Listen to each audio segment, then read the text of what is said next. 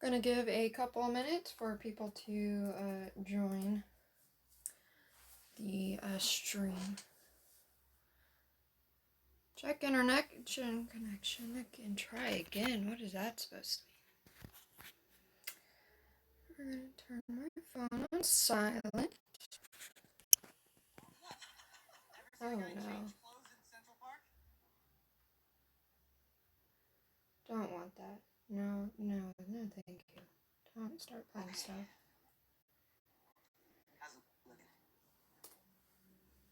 Let's see.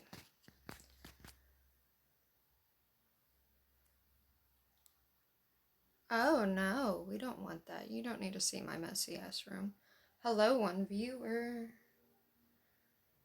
Getting things started before I get into my stream. So you're more than welcome to chat in my chat.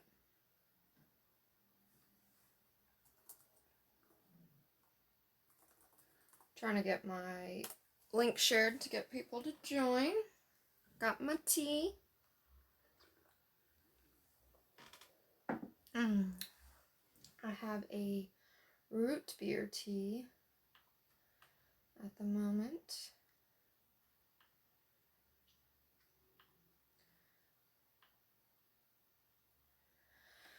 Alright. Back.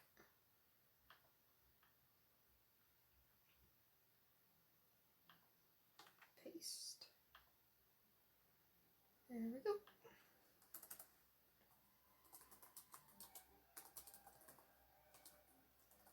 Alright. So, I think that's as long as I'm gonna wait. Got my things posted. All that fun stuff.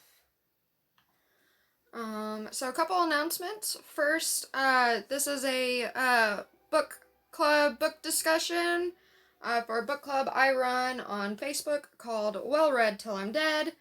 For the month of November, we read The Things I Carried by Tim O'Brien. This book right here, it is a Vietnam War story. It's both fiction and nonfiction, but technically I think it would just be historical fiction since it does contain fictional attributes from it. So a couple announcements about my book club. So not only do we do monthly book discussions every month, we also have Bookish Tic-Tac-Toe, which results in entries to get a shout out or choose a book that we're gonna read.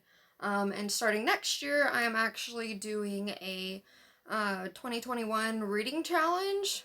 So there's gonna be like reading prompts every 3 months. Each completed prompt means an entry, and at the end of the year, that entry goes towards a giveaway. And that giveaway will have 3 tiers. Each tier will be slightly different. The first tier will have the most items in it. Last tier will have the least. And I am working on designing a t-shirt for that so I can raise some money to be able to afford the items I want to put into these tier giveaways because I've already done a little bit of math and it's going to cost me about $90 out of my own pocket. So, and I think it would be cool, you know, if everybody got a book club t-shirt. Alright, so I am getting my questions pulled up on a laptop.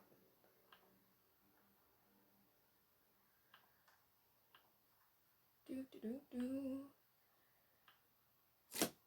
that scared me. I don't know what that was. Alright. Cool.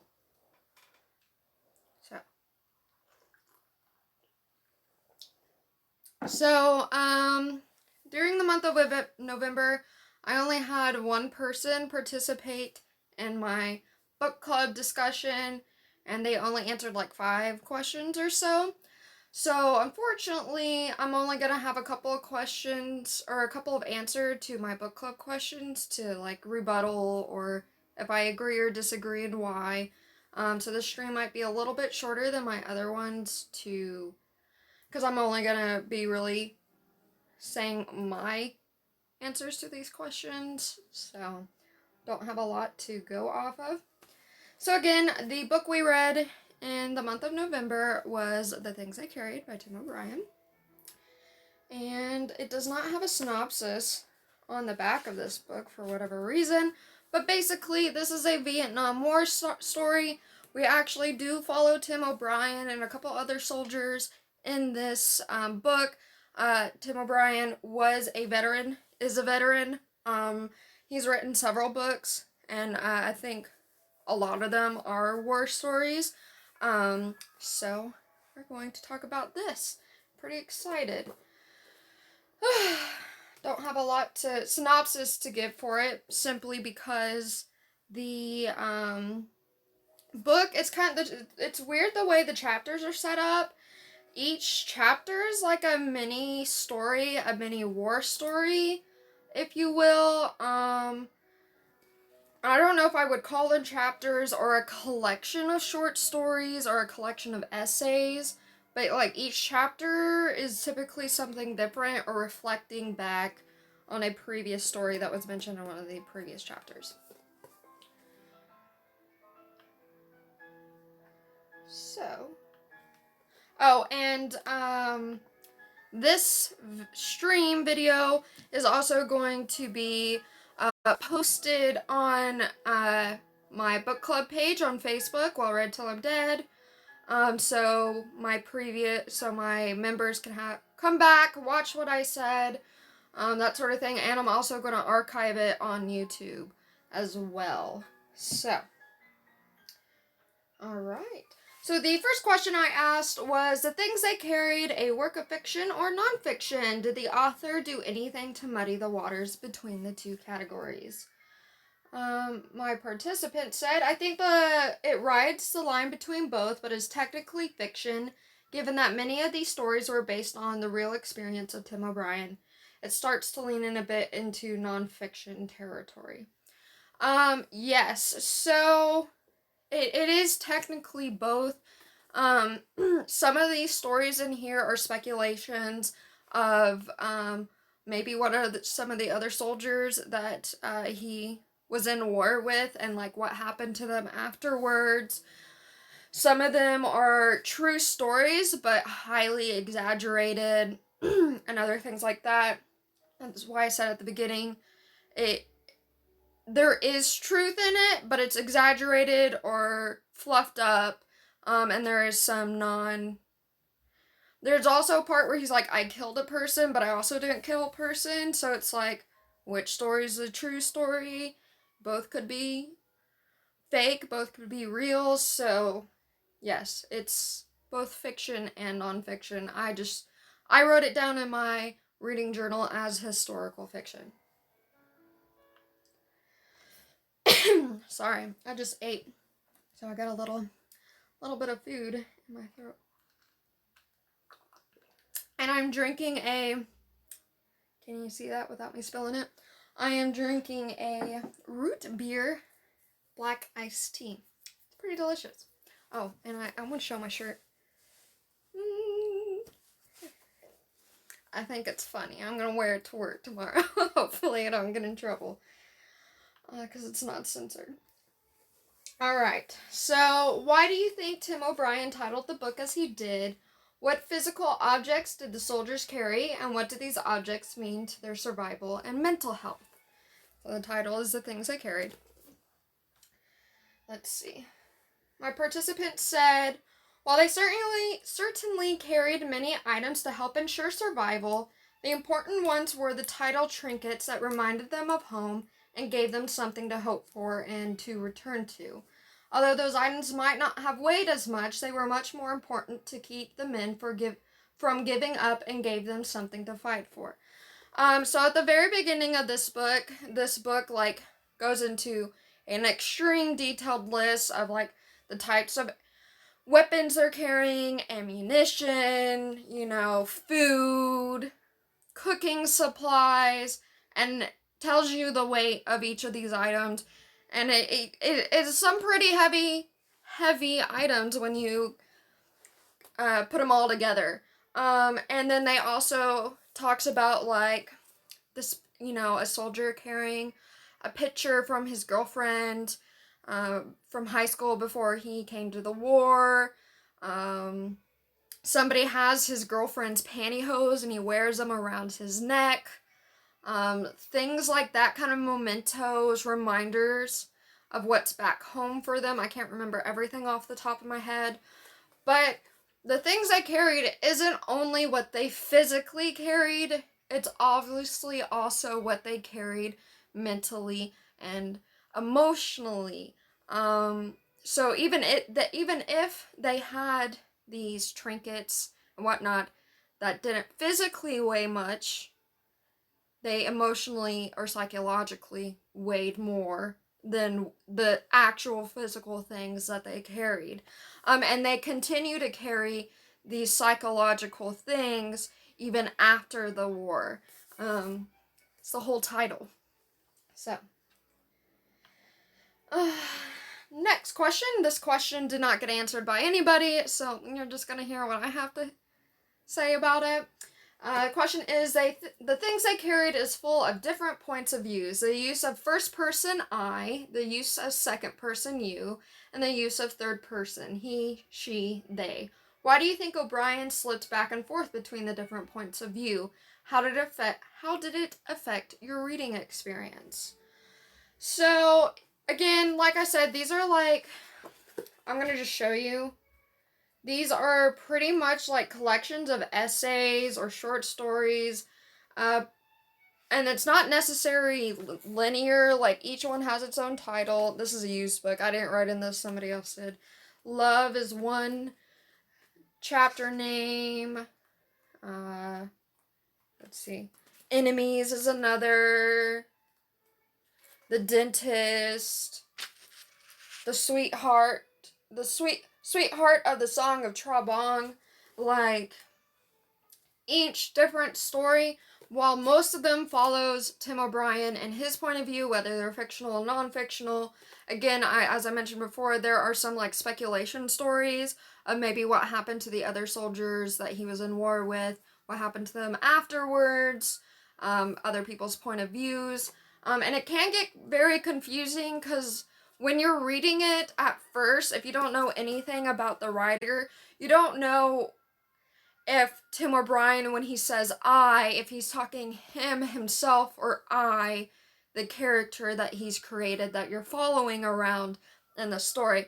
It can get kind of confusing, and it does make the reading experience a tad bit harder, just jumping back and forth between the two. Also, that this isn't necessarily linear. It jumps back and forth from before the war, during the war, and after the war. So this book definitely isn't an easy read, not only because of its content, but also because of how it's set up. Another question that was not answered that I asked was, what was O'Brien's job before he went to war? How did this job prepare him for the war? And why does O'Brien go to the war? And is it about bravery? I know that's like 5 questions in one, but it's one post that I included it. So, O'Brien's job before the war, he worked at a slaughterhouse. I think particularly slaughtering pigs. And he hated his job. Every time he left work, he felt like he had this specific job of having like this water pressure hose thing and like cleaning out all the blood out of the pigs. So by the time he was done with his shift, he was covered in blood pretty much, and he constantly smelled like pig blood. I don't really know if this prepared him for the war, because at the time he wasn't drafted yet and he didn't enlist.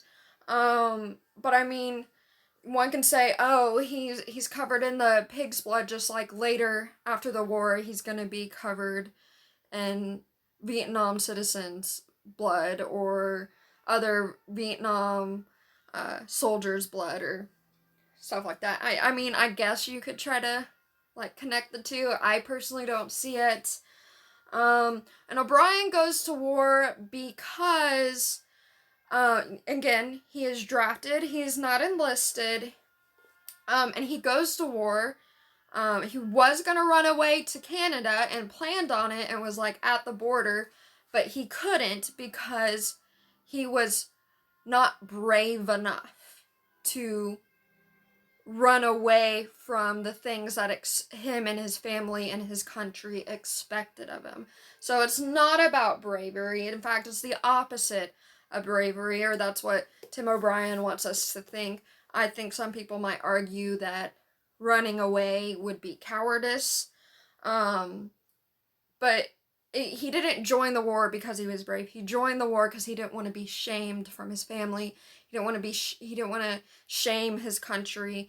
He was about to, but didn't. He couldn't bring himself to it. He was ashamed of even thinking about running away and not going to war.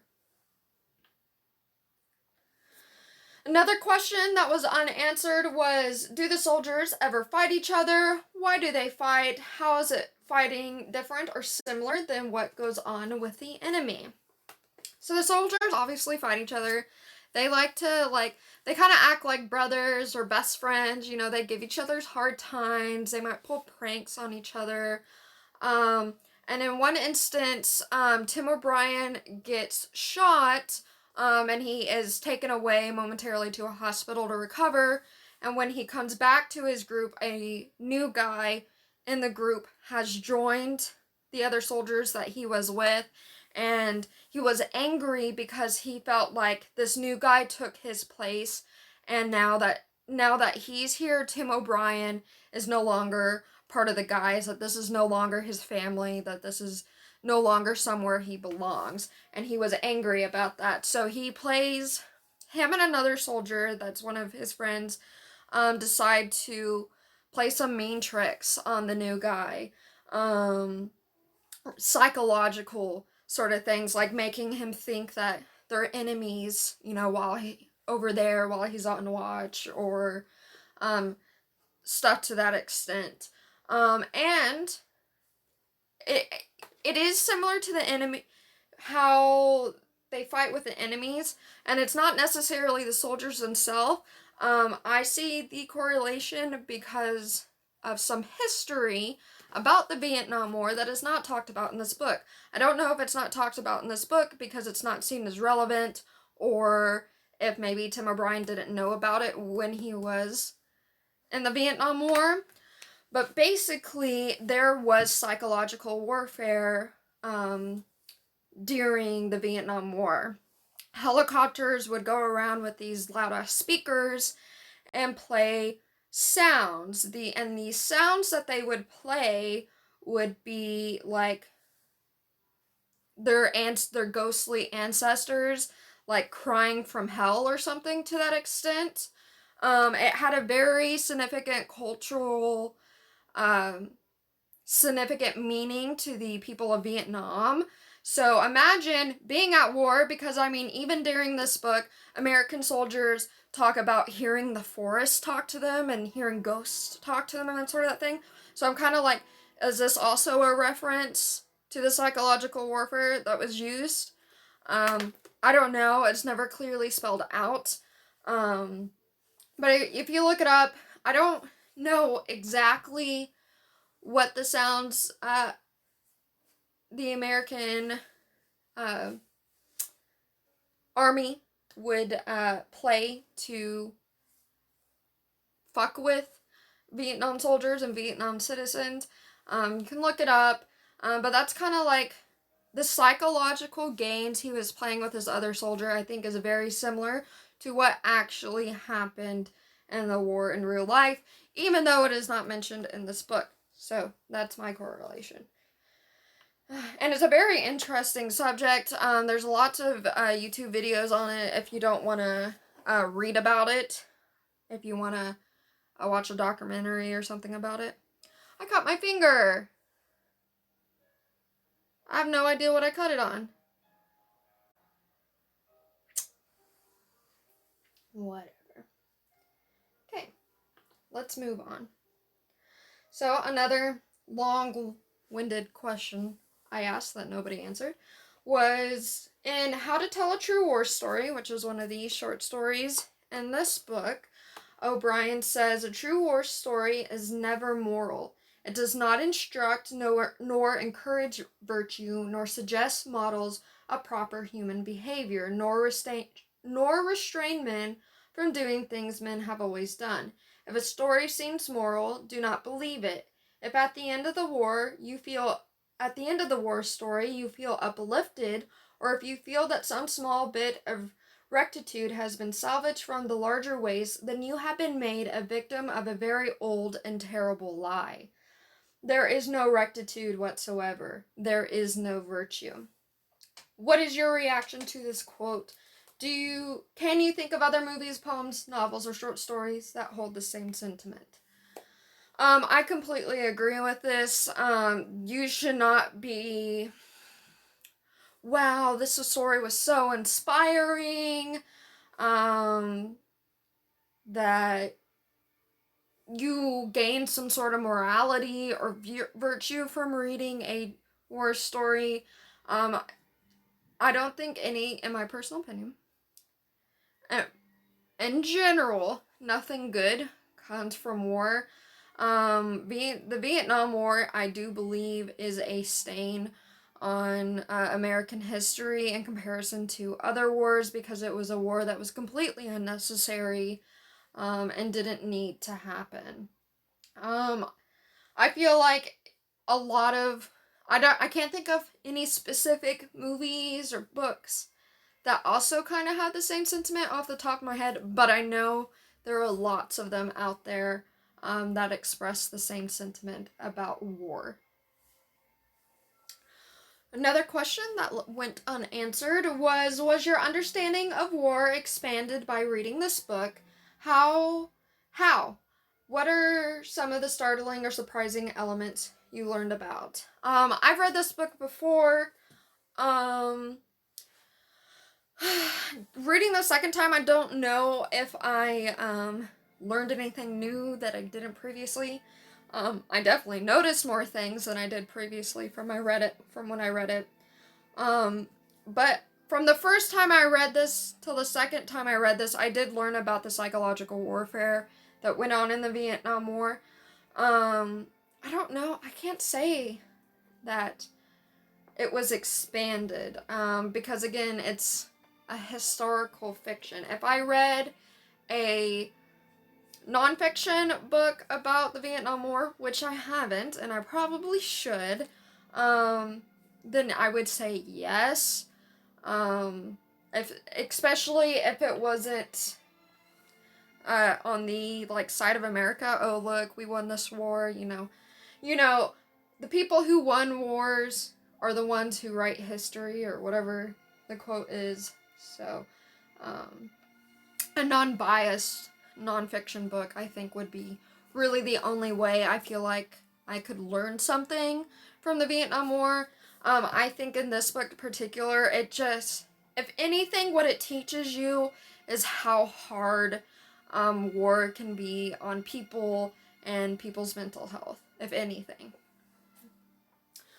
What are some examples of black humor in the things I carried? Why do you think the soldiers had such dark humor, and what did it accomplish? So the one thing that stuck out with me that was very much black humor is when they came across a village. I don't know if they killed the people in this village, or if they got there and they were already dead, like if it was bombed or something. I'm not sure. But they come across I believe it's an older gentleman's body, and they sit him up, and they talk to him like he's alive, like, hey man, how's it going? High five. You're so funny, like making jokes and stuff. That's one area of black humor that really stuck out with me. I'm not gonna lie, anytime you go through a traumatic experience, I think it is I wouldn't say important, but having humor about it, I think, is a normal and healthy way to deal with trauma, as long as it's not self-deprecating about it. That's like, I honestly, I joke about my mom died back in 2016, and I joke about her death quite frequently. Her death was traumatic to me. It caused me a lot of emotional pain, and joking about it is how I deal with it. And like, and I'm not doing it because boohoo, woe is me. Like, it feels good to have a sense of humor about it. And I feel like when you're going through something rough or you're talking about something traumatic, having a sense of humor about it can help you deal with it. And I think dealing with it is better than not dealing with it. And that's sort of what it accomplishes. It having the dark humor about these soldiers acting as if this dead guy was alive was a way, its accomplishment was a way of coping with what was going on around them. So, another unanswered question. How many stories deal with Kiowa's death? And Kiowa is, so Tim O'Brien tells a story where he threw a grenade because he was scared because he saw a Vietnam soldier coming up, and he didn't want to kill this Vietnam soldier. He just threw the grenade because he wanted this guy to go away. He was scared. And Tim O'Brien makes up a name for him called Kiowa. He makes up a whole background story for him, like maybe he was a scholar student like he was, wasn't a tomboy or rough and rugged, like he was enlisted in the war as well, or drafted into the war as well, and not enlisted. Tim O'Brien reflects his own story and what happened to him and how he became a part of the Vietnam War onto this young man that he killed by throwing this grenade. And the name that Tim O'Brien gives him is Kiowa. So, how many stories deal with Kiowa's death? What is the purpose of each story? Why do you think the author chose to separate Kiowa's death in so many different parts? And in the end, who do you think is responsible for Kiowa's death? So, I think there are like 3 or 4 short stories that deal with Kiowa's death. Some of them, I think 2 or 3 of them are directly related, and I think one of them is kind of indirectly, kind of about like his daughter asking Tim O'Brien if he ever killed anybody, and him saying like yes. Saying I said yes is a correct answer, but saying no is also a correct answer as well. I'll get into that explanation of why it's both yes and no. For Tim O'Brien killing Kiowa. And I think, so the purpose of each story is, again, the amount of guilt that even though you are doing something because you don't want to die, because you don't want the person across the field, the person on the other side to kill you, and you do these things because you're scared, but also the amount of guilt that comes from it, even though you were just only protecting yourself. And I think the repetition of these stories, I kind of think, represent the cycle of guilt that people often feel when they do something wrong, or they're embarrassed about something or whatever. You often revisit it and you're like, why did I do this? How could I have done this? So I think that was the point of repeating the stories about Kiowa's death.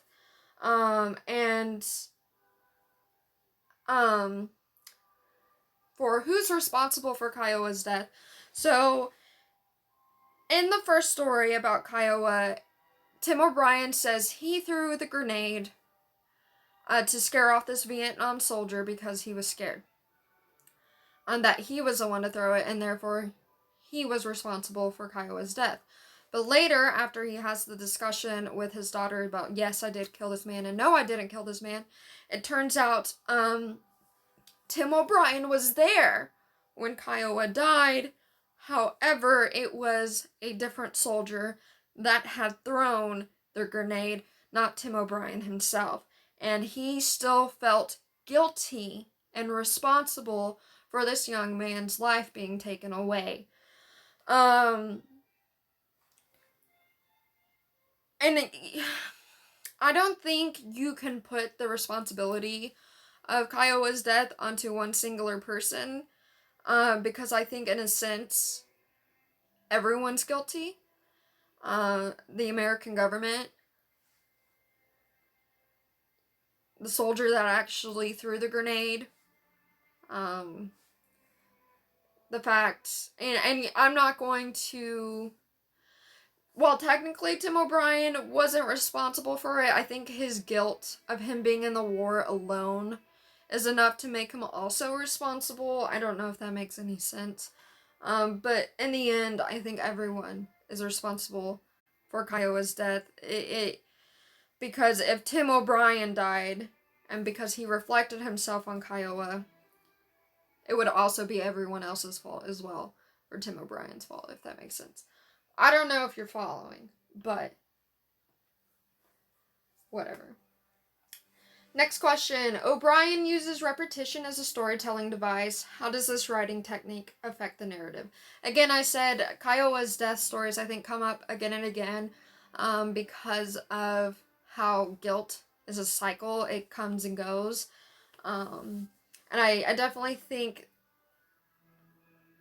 really the only ones that I can think that were repeated multiple times were about Kiowa. I could be wrong about that. And I'm also sorry if I'm pronouncing that name wrong. Again, it's a fake name that Tim O'Brien associated to this Vietnam soldier. That's really all I have to say about you as a storytelling device. It can, again, because we are shifting from different perspectives and times during, before, and after the war, that it can be a little off-putting, a little hard to follow. Next question that nobody answered. O'Brien says, stories can save us. What do you think that means? Do you think that's a true statement? And can you think of a story that saved you one time or another? Absolutely, stories can save us. It's not necessarily related to books. It can be a true story that you hear about somebody's experience. It could be from a podcast. It could be a movie. Any format of story, I think, can save or change people's lives, honestly. For example, if you can think of a story that saved you at one time or another, when my mom died, again, I read Slaughterhouse-Five by Kurt Vonnegut, probably saying his last name wrong as well. And it's also a war story. I think it's World War II. I could be wrong. It's kind of satirical, kind of science fiction. There's time traveling, and like interdimensional traveling in this book.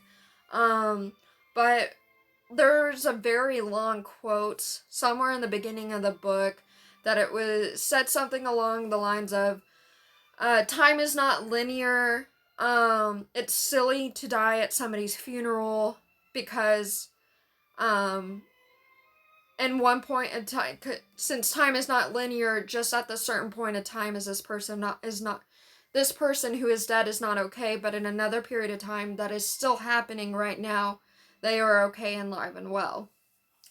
And I'm butchering the quote. It's like a page long quote because it's explaining like something from an alien, how these breed of aliens experience time. But it just really resonated with me, and I read it at like within a week or two of my mom passing away, and it just really helped me deal with it.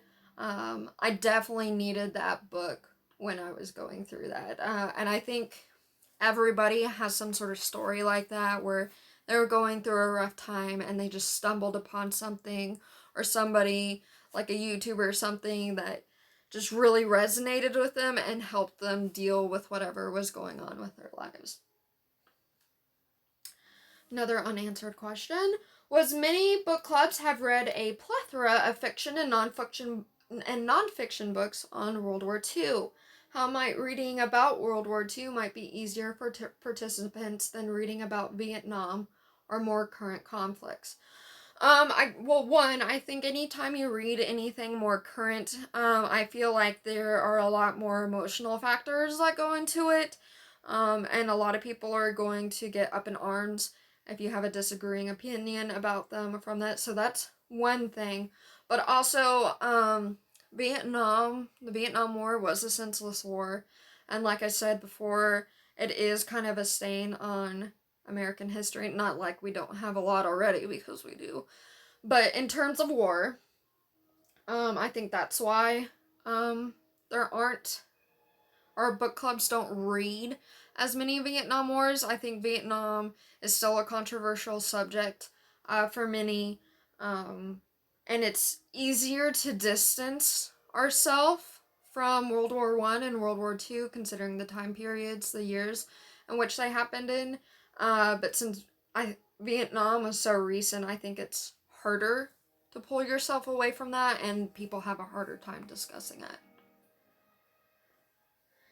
Okay, next one, and I did get a reply on this one. It says, in our current culture, there are a flood of fiction and nonfiction books written about World War II or with World War II as a backdrop.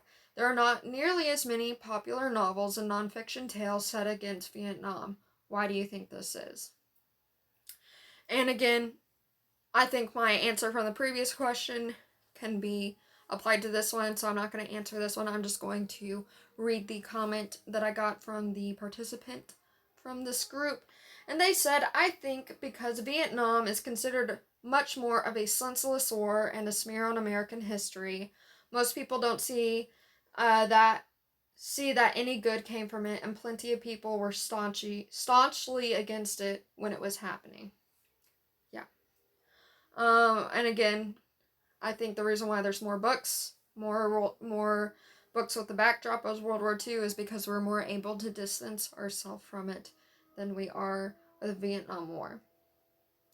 And then I kind of continue on with this. I said, yet there are many, many Vietnam movies out there. Why do you think movies about Vietnam War may be more popular than novels or nonfiction about it? Yeah, there are lots of movies on Vietnam War, but not a lot about novels, fiction or nonfiction about it. Again, my answer still applies to this one. I actually had somebody comment on this as well that is a different person from the previous replies I have gotten, so I will read that to you. They said, I think the scenes in these films are usually so visceral that they leave more of an impact on the viewer. I appreciate these films attempting to be accurate, but I've usually enjoyed the novels more just because of the extra information you get about the individuals and how they are processing their experience. So yeah, I think because it's a movie, you're able to separate yourself more from it. Typically, I feel like you're not in a movie, you're not really following from somebody's point of view. You're not living in their skin. You're kind of like a spectator watching on it, versus like, and the things I carried, I feel like you see things from Tim O'Brien's point of view. And so when you're seeing these war movies about Vietnam, it's more third person rather than first person. And again, it gives that separation for it to be more easier dealt with that way. Okay, a good question that could incite some really interesting debates is, but I only got two comments about it. Said, do you think voluntarily enlisting in a war versus being drafted into a war will change the type and tone of stories about that war? How does the possibility ring true for the Vietnam War that have been told? So I'll read the comments. I had two comments on this from two different people. One said it wasn't really an answer, just kind of like sharing their experience with it. They said, my uncle lied and said he was 18 so he could just volunteer during the Korean War. He was only 16 and dropped out of high school. I never heard any stories from him or my other uncles nor my dad ever. They were all Vietnam vets and they also enlisted voluntarily. And then another person said, I think there could be a difference between those who volunteer and those who are drafted. My great uncle was drafted into World War II. According to my grandmother, he absolutely refused to discuss anything that happened. My uncle was in the Special Forces, I believe in Vietnam, and he shares some stories, but not many. And yes, I do believe voluntary enlisting versus being drafted absolutely changes the tone of stories that are told about war, and I also think like what the war is specifically about also changes the tone. I don't know, me sip. Talking a lot and not drinking enough water or tea for this and stuff.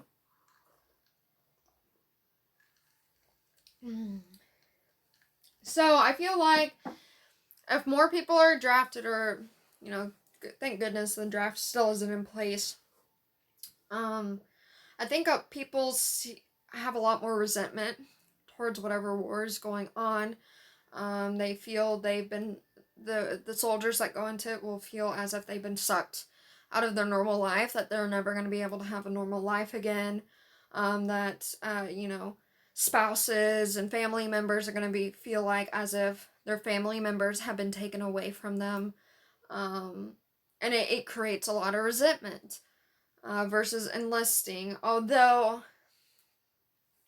I recently watched The Umbrella Academy, both season 1 and 2, and Klaus, one of the main characters, actually falls in love with a guy who ends up enlisting in the Vietnam War, and he enlists in the Vietnam War because of pressures put onto him from his family, like it's expected of him.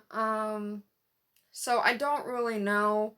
I feel like even if no one was drafted into the Vietnam War, I feel like the social expectation to serve your country, and you should be proud to serve your country, would mean that people would enlist, in my opinion, for wars while not necessarily wanting to be a part of it because it's expected of them. They got to keep up their family's honor.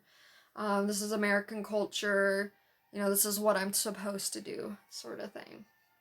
So I'm not really sure about that one. Okay. Next question. I did get a comment on this one, and it was, what were the hardest parts of the things they carried for you to get through?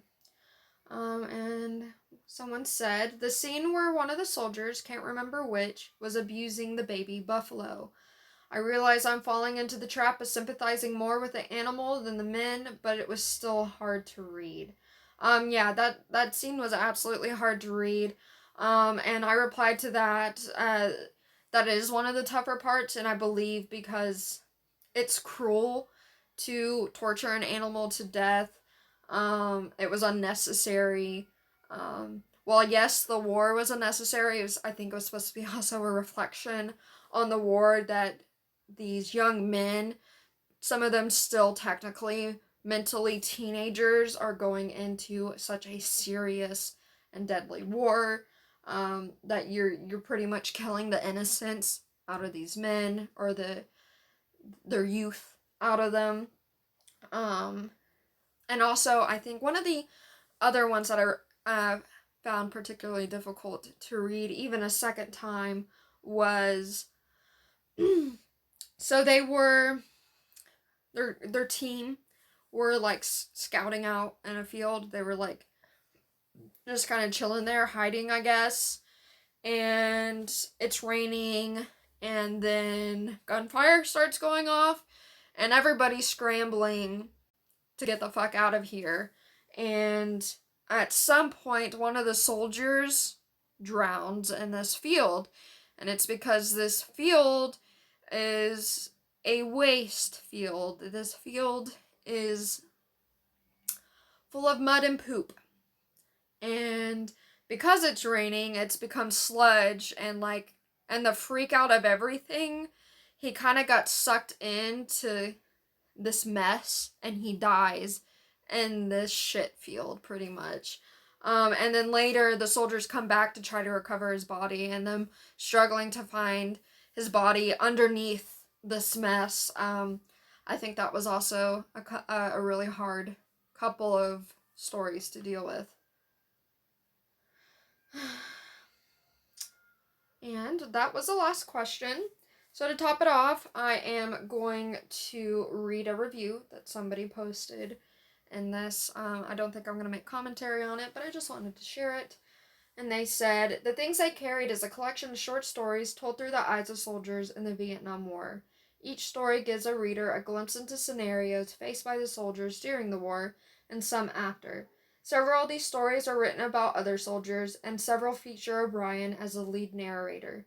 I believe the stories about other soldiers were more interesting to me. He seems to tell more interesting stories about others. However, I very much enjoyed the story of him talking to his daughter and not killing anyone, and then subsequently telling the story of him killing a young man that turned out to be fabricated. I was like, WTF, lol.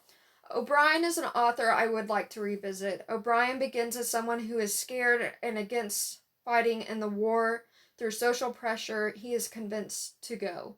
Then, as the war proceeds, he finds a place among his fellow soldiers. After the war, he is attempting to live with what he has witnessed and experienced. O'Brien didn't seem to go through too much of a change.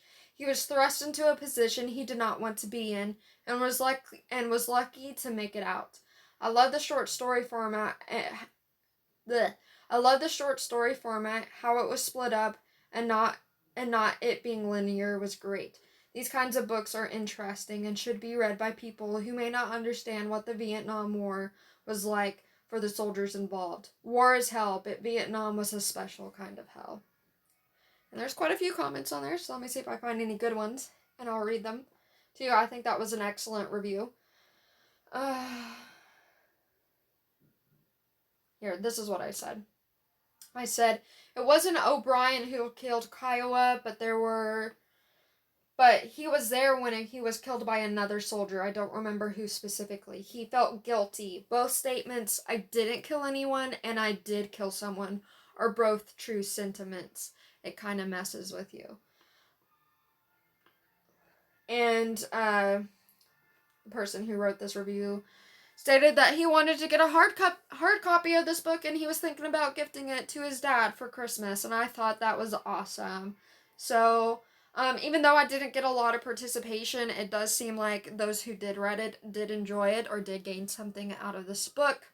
So I'm very happy with that. So that's all I'm going to talk about for the things I carried. Briefly, I am going to talk about my book club.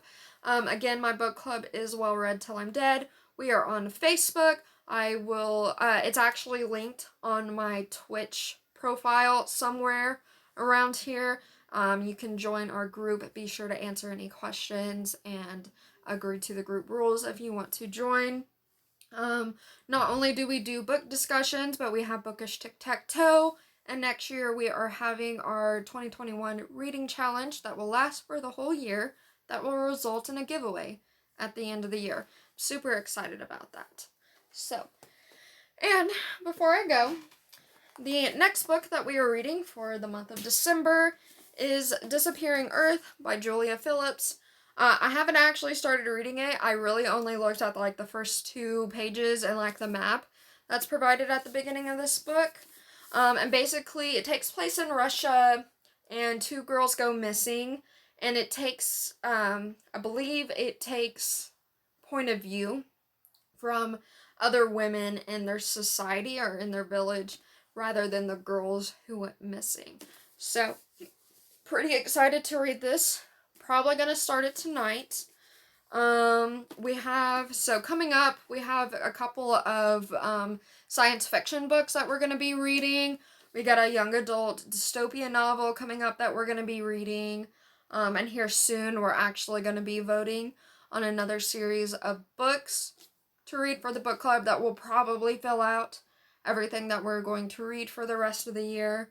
So I would love to have more people in my group. I'm actually going to have to remove quite a few people here soon, in 7 days into January, remove people that haven't been active. So I would love to have more people in my group that want to read books, that want to discuss books, and that sort of thing. So, thank you so much for watching my stream or watching my re-upload, and I appreciate you. Have a good one. If I can turn this off.